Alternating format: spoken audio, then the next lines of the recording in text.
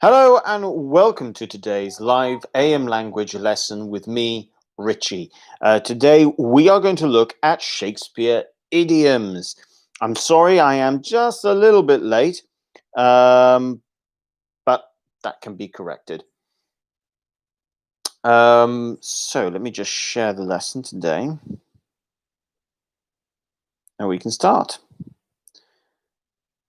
There we go. Yeah, YouTube. Yes, it's on YouTube, and so people should be able to find it. Um, okay. As always, guys, please make sure that whether you're watching now or later, you follow the lesson in the live chat because that's where the action happens. Arena F, good afternoon. Welcome to today's lesson.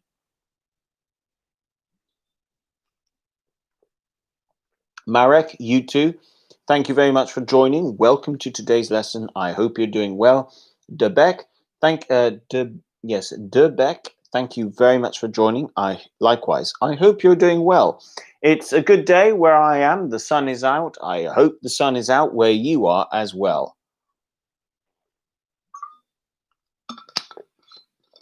Okay. It's always important to drink water. So,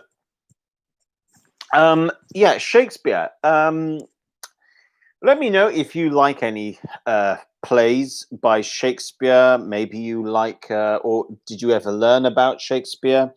I don't expect everybody to learn about Shakespeare because he's in the English language, not other languages. But there are famous plays by Shakespeare. There's Romeo and Juliet, which is a very famous one. There's Hamlet. There's Macbeth, but I don't expect everybody to know certain plays about when it comes to Shakespeare. But he is a name, and there are many people who at least have heard of the name Shakespeare. If you haven't, then this is the first time, and what I can say is he's a guy who was a famous playwright. He people think that he lived in Italy for quite some time because he seemed to have had, sorry, because it's in the past, he seemed to have had a very good understanding of different parts of Italy. Um, in Sicily, in very, very south of Italy, some people like to think that Shakespeare might have been Italian rather than English. Evelina says, hi, good afternoon, Richard. Good afternoon. Welcome to today's lesson, Evelina. So I do know that, yes, so Shakespeare was very famous, even in his day. He was around during the, if I know, now I remember things in terms of periods of English history. I remember that he was around during like Queen Elizabeth. Um, so it goes back a fair while, but he lived during the 15 and 1600s. So that's when he lived. But he left a huge amount on the English language, and he left plenty of words and plenty of expressions. So today we are going to look at Shakespeare idioms, and we are going to look at some idioms that you can use right away. You can use them. So the first one I'm going to introduce you to. Let's see. I mean, there's lots of ones we could go with, but I'm going to start off with this nice one. And you guys can let me know what you guys think. Okay. She has a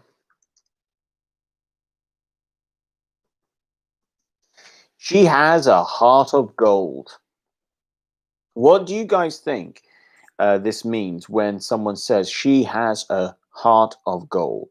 Does it mean her heart is made of gold? Does it mean she loves gold? Oh, 1 second. She loves gold. Or does it mean C?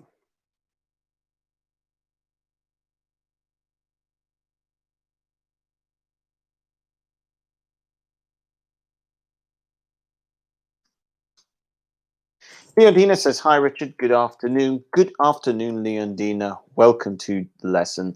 Buono pomeriggio." And you've come in straight away with the answer over here. C. Arena F says C as well. Marek says C. Good. Yeah. And this is a nice one to start off with. The person has a heart of gold. Now, which is true, we can use it for people. Some people will use it with their animals as well. It's not unusual to hear some people say that their dog has a heart of gold, for example. But it's a lovely expression. Let me know in the live chat if you know anyone or if you can think of anyone with a heart of gold. Maybe they're a real person or they are a fictitious person from a TV show, for example, or from a film. So let me know if you can think of anyone that you would link the idiom "heart of gold" with. I think if I were to try and think of can I think of any television programs where you could say the person has a heart of gold? I can't think of a television program. Can I think of any films? I can't. I don't know. Maybe you guys can help me out here. I can't think of a film of a character that has a heart of gold. Um, I think I might have to go back. Okay, I've thought of one. So there's a film called Theory of Everything. Theory of Everything. And it's about Stephen Hawkins. And I think Stephen Hawkins' wife, I think the film shows her to have a heart of gold, a very good person. So that could be one example. You know what it is? When you think of modern day programs, it's very hard to think of characters that are good. And most of the time, you don't have characters that you think, oh, that's a good person. Most of the time, it's that's not really that good.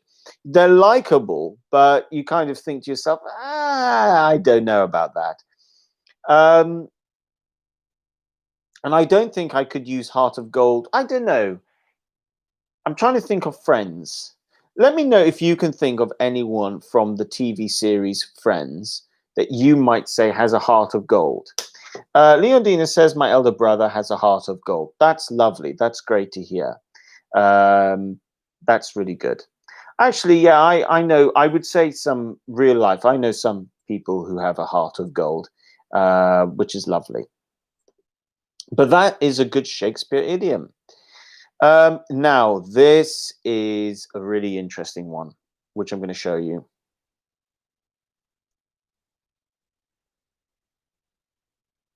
Okay, this is an interesting idiom. Let's see what you guys think of it.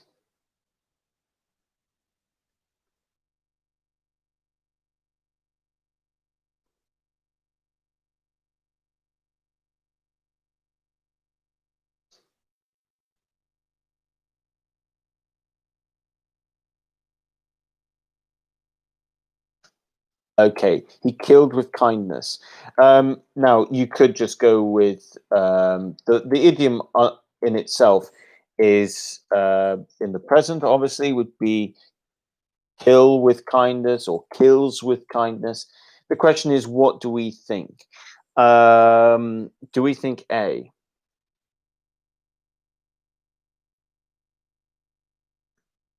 killed a person? B,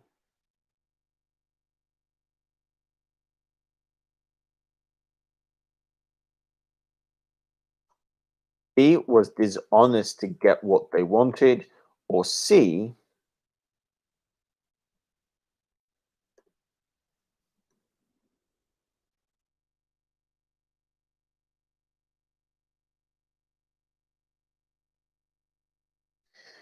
got what he wanted by being kind. Kill with kindness. He killed with kindness. She thought about, um, yeah, you could say, if only you were to kill with kindness. You could use it in a conditional quite happily. Leondina and Evelina come in with C. Let me know if you've got similar idioms in your own language, which means something similar. I'm sure you have something similar here. Now, both of you have gone for C, and I can confirm the answer again is C. Uh, he got what he wanted by being kind. Now, I think this is a really interesting one, kill with kindness. And what I'm going to ask you guys is this. In the world of, well, in your career, okay, is it better to kill with kindness? So in your career, is it better to kill with kindness, or do you need to be nasty to get what you want? Now, let me know what you guys think, because you've got a few things here. Like, if you look at films, especially like Wolf of Wall Street, you always have this, or lawyers, anything to do with lawyers, like the TV program Suits. You've always got people who are being nasty to get ahead, to get what they want. Debeck says B killed a person. No, was dishonest to get what they wanted. No, the answer to this one here is C. So you get what you want by being kind. That's what this idiom means. Kill with kindness. Being kind to get what you want. Um, do you think this works in real life? Do you think this works in a career, maybe in business? Or is it better not to kill with kindness? Maybe you need to do the opposite. Maybe you need to be nasty. No, I mean, second option, being nasty. Oh, I see what you mean. Okay, right. So thank you, Debeck. Okay, now I understand what you mean. Okay, so Debeck, you are saying that in the real world, it's probably better to be nasty to get what you want.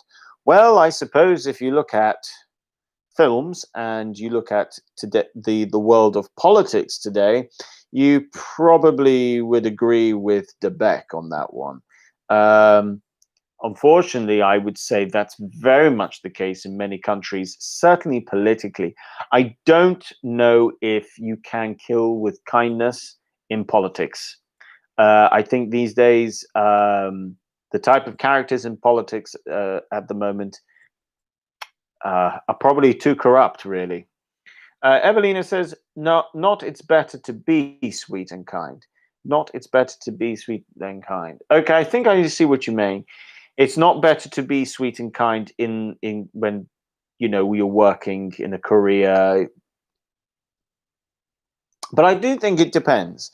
I think in certain industries you can kill with kindness. I think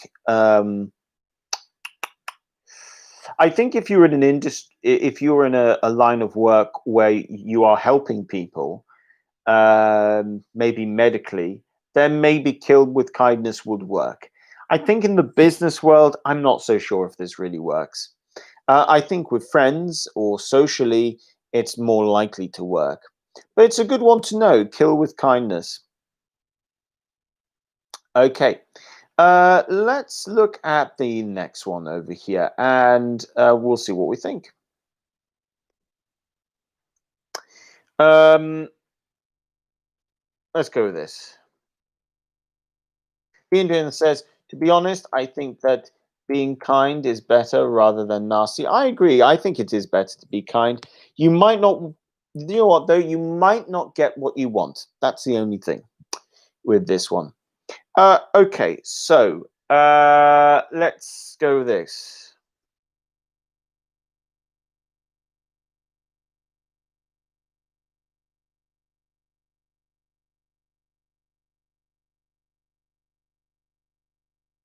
Okay, so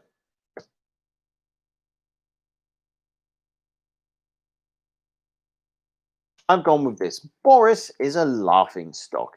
I am, in fact, referring to the Prime Minister of the UK, um, whose name is Boris. Now, we've got this term. Boris is a laughing stock. So we've got laughing stock. The question is a laughing stock, does it mean following?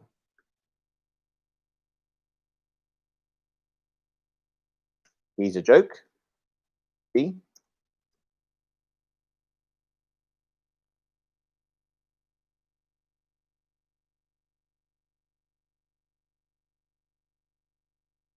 he's made a fool of himself. Fool is another word for stupid or looking stupid, sorry.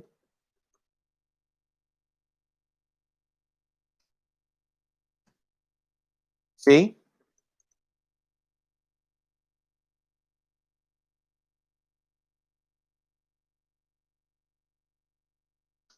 you can't take him seriously anymore. Or D, all three. Marina F has come in quickly with B.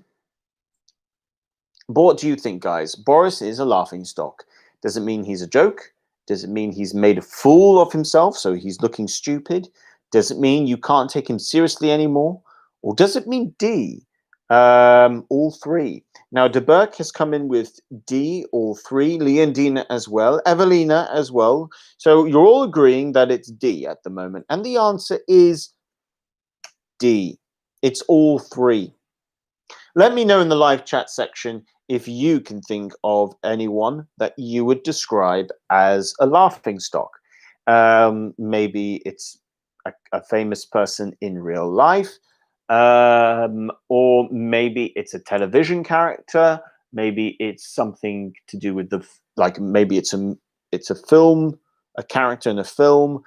Let me know if you can think of anyone that you would describe as a laughing stock, or maybe someone from history. Maybe you can think of someone who's a laughing stock when people look at it in terms of history. I think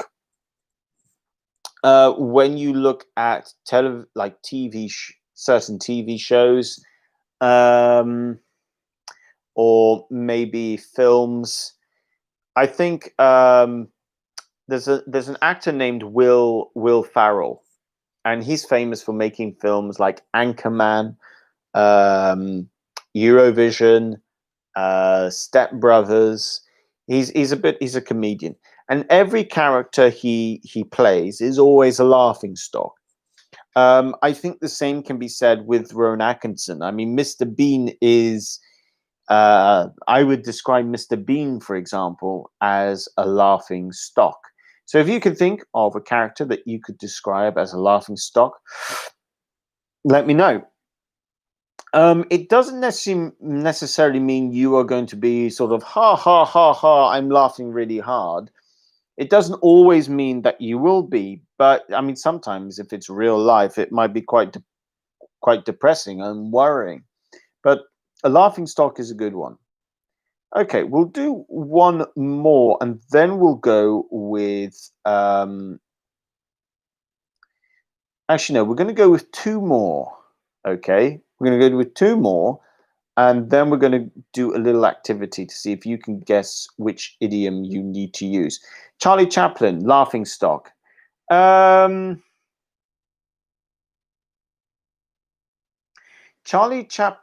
be careful here. A comedian himself is not going to be a laughing stock. He's only a laughing stock if he's the strange thing is that a comedian can only be really said to be a laughing stock if he's not funny. It doesn't mean you are laughing. So I can't say Rowan Atkinson is a laughing stock, the actor who plays Mr. Bean, because he's done a good job. The character he plays, Mr. Bean, can be described as a laughing stock because he's a silly character. This is the same with if you've ever watched a TV series called The Office.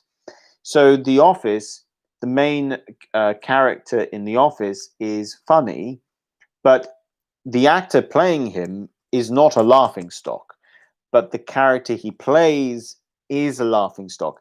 I think that's quite an important one, actually. Most characters, silly characters that you see comedians play, the character they play is a laughing stock. The actor is not a laughing stock, but the character they play is a laughing stock because they're silly in some sort of way. Um, there's a program called in America called Always Sunny in something like that. Always Sunny in Philadelphia. Okay, so this is a US sitcom, and every character in this sitcom is a laughing stock. They're all silly. So Leondina says Stanilo and Ollie. So tell me, Stanilo and Ollie, are they comedians? Are they characters? Um, do they play people? Or are they characters that someone else plays? I'm just going to show you this as an example, actually. Rowan Atkinson, okay, is an actor and is not a laughing stock. He plays the character of Mr. Bean, who is a laughing stock. So it's important to make sure we get this. It's important to make sure that we understand this. The actor is not a laughing stock. The comedian is not a laughing stock. He is joke, funny. It depends if it's the character that he's playing is funny. Stan Laurel and Oliver Hardy. Ah, I see what you mean. Okay, so the characters are a laughing stock, but the actors are not. Let me just concept check this for a moment. Who is a laughing stock? Laughing stock in this example. Okay, who is the laughing stock in this example? Is it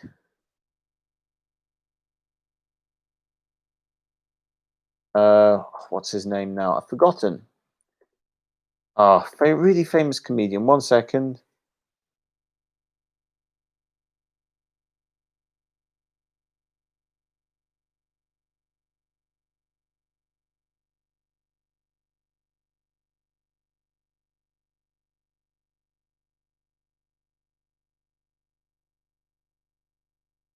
Okay, now I remember. Da, da, da, da. That's it. So,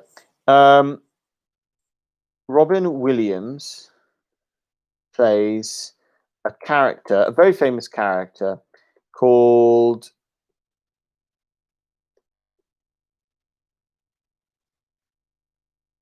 Mrs. Doubtfire. Is Robin Williams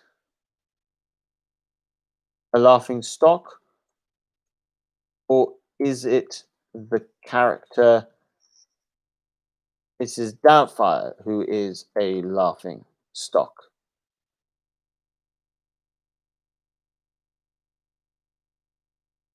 Because laughing stock is not a compliment. A laughing stock is not a compliment. It's not a compliment at all. But the question is, when it comes to acting, are we saying the actor is a laughing stock or the character they play is a laughing stock? So let me just see if you guys can answer this for me, okay? Who is a laughing stock in this example? Robin Williams plays oh, I forgot. Robin Williams plays a character. Sorry, a character. Forgot to put character. Plays character called Mrs. Doubtfire? So, okay, Debek says that they see, and Leondina says the character is a laughing stock, so Mrs. Doubtfire. Yes, that's correct. Okay, so I'm glad that we've made sure that we've understood the difference here. Now, in real life, you could say, let's say, you could say Donald Trump is a laughing stock, and there you're talking about an actual person who's being, making a fool of themselves. But when it comes to films, the actor is not a laughing stock, but the character they play is a laughing stock. So Mrs. Doubtfire is a laughing stock because Mrs. Doubtfire is a silly character. It's the same with other lots of famous, whether you're looking at like any Jim Carrey movie, like with The Mask, for example, or Liar Liar. You've got Dumb and Dumber, or Mr. Bean, for example, Johnny English. All of these, the character that they play is a laughing stock, and that's partly why it's funny, because you're laughing at how stupid the character is. Okay, good. I'm glad that we've understood that. It's an important one to make sure that we understand, because we don't want to get that confused, because it's not a compliment to tell someone that they are a laughing stock. It's not a compliment, which is why in real life you reserve it for well, serious situations. So let's look at the next one. We're now going to look at Wild Goose Chase. So you might say she sent me on a wild goose chase. Was a Yeah, she sent me on a wild goose chase, and you could finish off by saying um, it was a waste of time. Okay, so what does it mean? Does it mean A?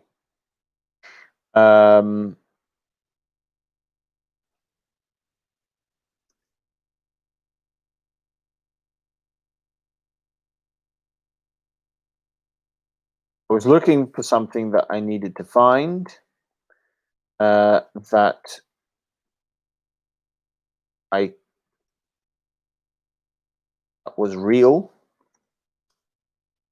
B,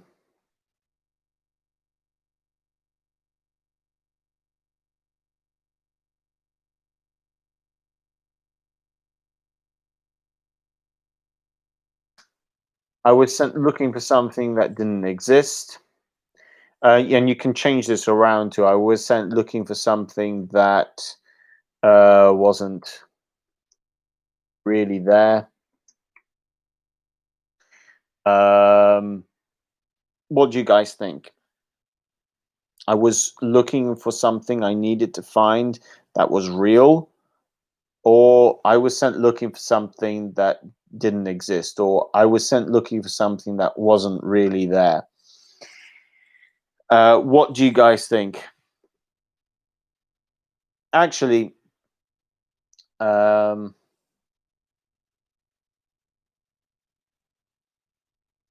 yeah, I think that's fine. Yeah, B is the correct answer. It's something. Yeah, the whole thing of trying to look for something was to no end, really. So, for example, if you are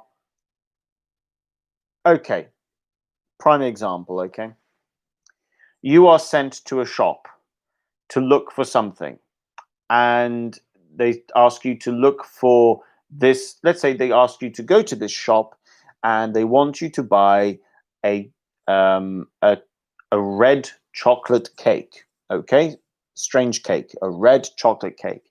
You go to the supermarket. You're looking for this red chocolate cake. You're there for 30 minutes. You can't find it. You ask for help, and the person tells you, "We don't have red chocolate cake." That would be a wild goose chase. You wasted your time looking for something and it wasn't there. Okay, so that's what we mean by a wild goose chase. Can you guys think of anything? For instance, do you have a? Let me know if you've got something similar in your own language to mean a wild goose chase. Um, Let me know about that one. Actually, I'm sure you might have something similar that has a similar meaning.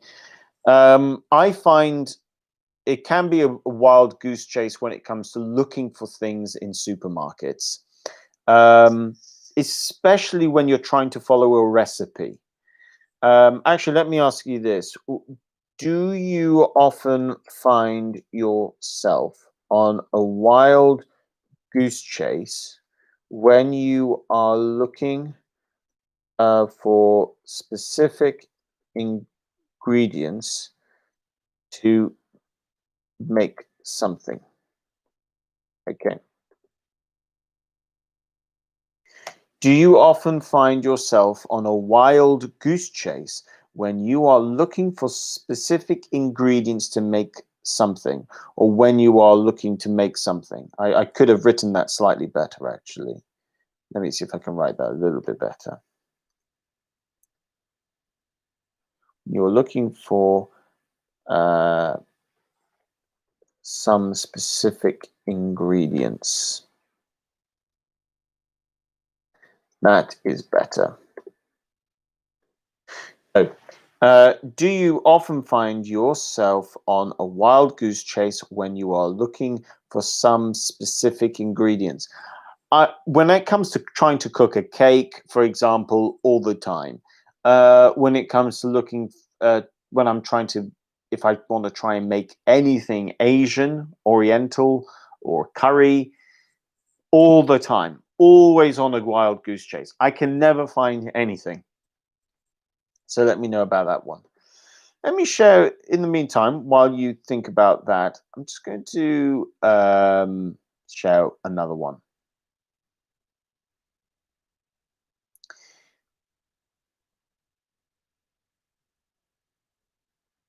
I think, let's see. I think this one is a good one. I think this is a good one because I think this is something that you can definitely use um, every day. Yes, Evelina says it happens to me. Great. No, not great. Sorry about that. I'm sorry that it happens to you, but I'm glad to see that you've understood. So the next one we're going to look at is faint-hearted, and we can say it's not for the faint-hearted. So perhaps we might say something like doing a mm, master's degree is not for the faint-hearted. Climbing Mount Everest is not for the faint-hearted. So the question is, what do we mean by faint-hearted? Does it mean one? Sorry, does it mean A, someone who is easily scared? B,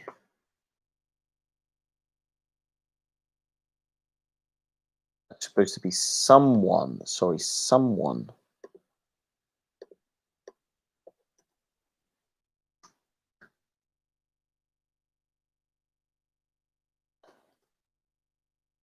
Here we go. Someone who is easily scared. B, someone who can't make a decision. C, someone who doesn't like, oops,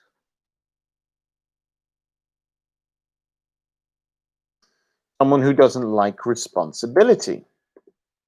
What do we think?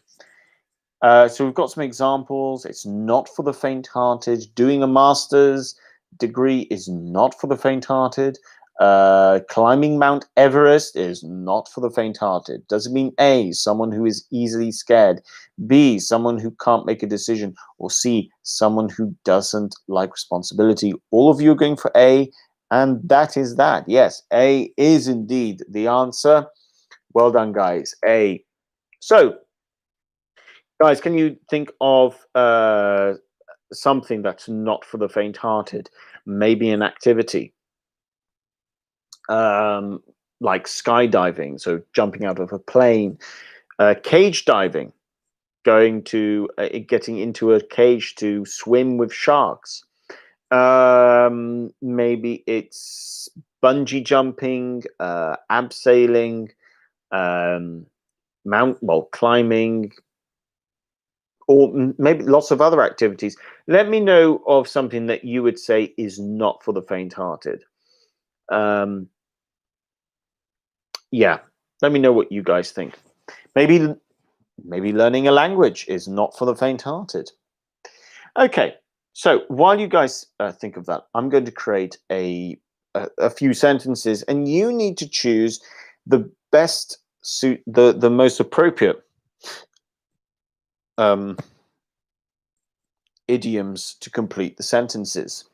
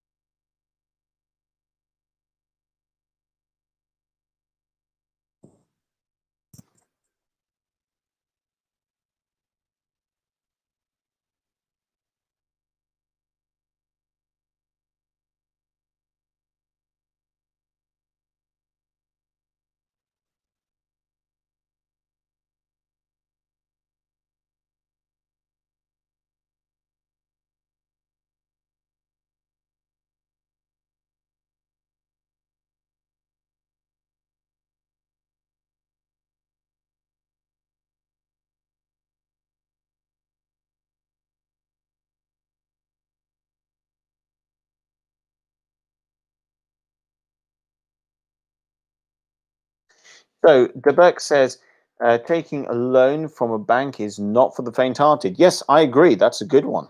Good example. Um,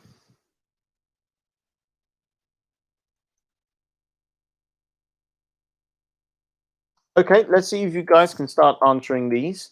There's more to this as well.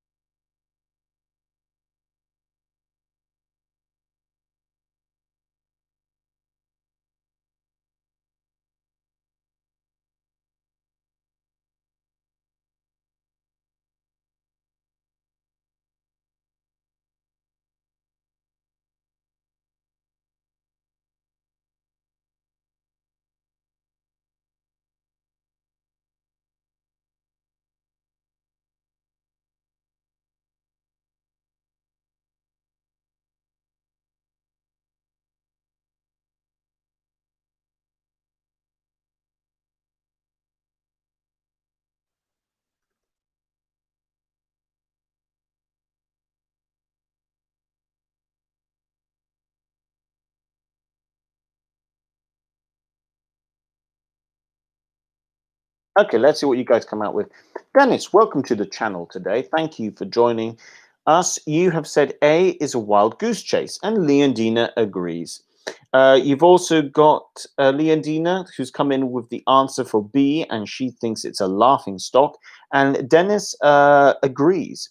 So far, we think A is a wild goose chase and B is a laughing stock. Let's see if the others agree, and let's see if we can finish. In total, we've got A to E. We've got A to E. Debeck says A is also a wild goose chase, while B is a laughing stock. Okay, so we're in agreement for A and B so far. Marek also agrees. Okay, so you all agree with each other on this. Let's see about C and D and E then,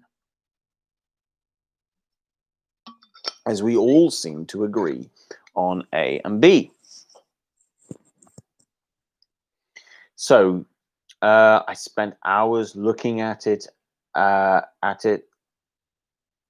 spent hours looking, and it ended up being a wild goose chase. What's worse, I was late for my meeting and I looked awful. I was a laughing stock. I felt like an idiot. Okay, so let's see what you guys put for the next one. And then I'll put all the answers up at the end. But it seems like you guys have got off to a good start. Let's see if you can continue it.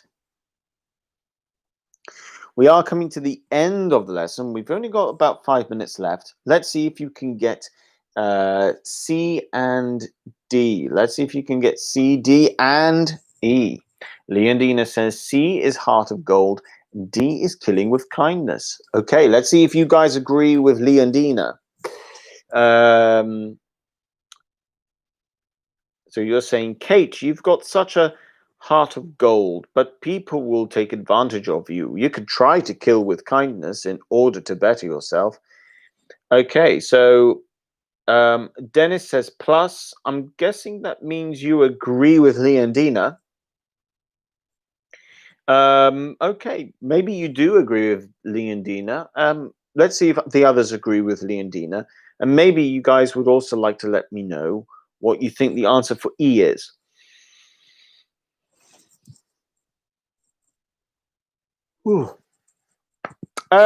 Marek says that she agrees. Okay, well then, it comes down to, okay, and Evelina as well. Well, guys, it comes down to the last one then. What do you think E is? What do you think E is going to be? Just to remind you guys, tomorrow is preposition quiz. So make sure you join me for that tomorrow. That's preposition quiz at 3 o'clock. So make sure you join me tomorrow for preposition quiz. We're going to look at lots of different types of prepositions, and I do recommend you guys join. Debeck says faint-hearted for E, and Leondina agrees. Okay. Well, does everyone agree?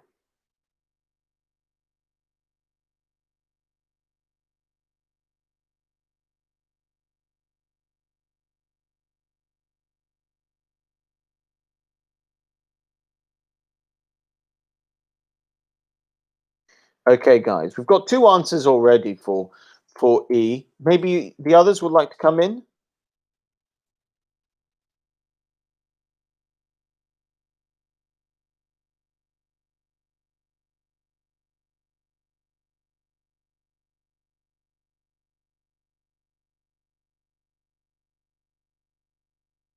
Leondina agrees. Faint-hearted for E.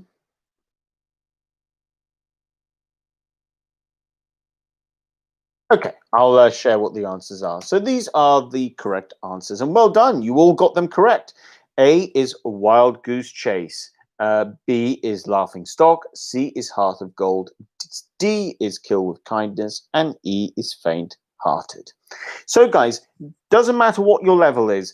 If some of these are new to you, I suggest you start using them. And if they are not new to you, but you don't use them, start using them. It's really good to try and use idioms. You can say what you want in less words. And all of these idioms were created by Shakespeare. So it's really good. It's a good one. I always enjoy doing a little bit of Shakespeare. Anyway, guys, thank you so much for joining. I wish you all the very best, and I will see you tomorrow at 3 o'clock with a lesson on prepositions. Leondina, De Burke, Evelina, Marek, Dennis, Irina F, Evelina, I think I'm now going to start repeating people, actually. Leondina, yes, I've started to repeat. So all of you who have participated into today's lesson, thank you so much. Evelina, thank you, and see you tomorrow. Take care. I'll be back tomorrow at 3 o'clock with a lesson on prepositions. Make sure you join me for that. Like the video, share, and if you're new, subscribe. And if you want to find out how you can have actual lessons at AM Language, click on the description below and click on the link to our website. And make sure you follow us on social media. Leondina, you too. See you tomorrow. You too, DeBerk, and you too, Marek. Thank you so much. Take care and bye for now.